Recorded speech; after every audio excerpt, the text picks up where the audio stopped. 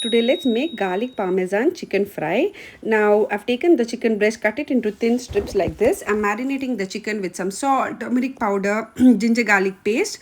I'm adding in some garlic powder.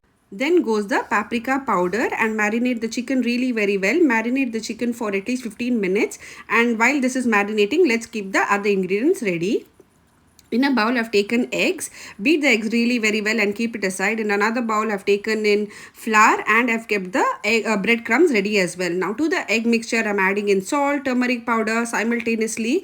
To the flour mixture, I'm adding in salt. I'm adding in paprika powder to the flour mixture and the egg as well.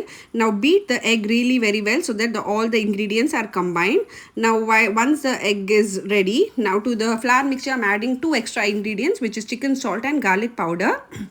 Mix well. Now I've taken the chicken strips and I've dipped it in the egg mixture and then I'm coating it with some flour mixture and the breadcrumbs. Repeat the same for all the chicken mixture and keep it aside. While you're doing this, in a pan, heat oil so that you can deep fry the chicken. Look at the chicken has been coated really very well. Now let's drop the chicken strips slowly one by one. It doesn't take long, around 8 minutes is enough for the chicken to get fried really very well, because these are chicken breasts. It gets cooked really very well. After 2 minutes, start flipping the chicken. Don't flip it immediately. See, look at it. The chicken is, flipping so very well. It's not getting stuck or it's not sticking to the pan. Repeat the same thing slowly one by one. After every 2 minutes, just flip the chicken so that it's evenly cooked on all the sides.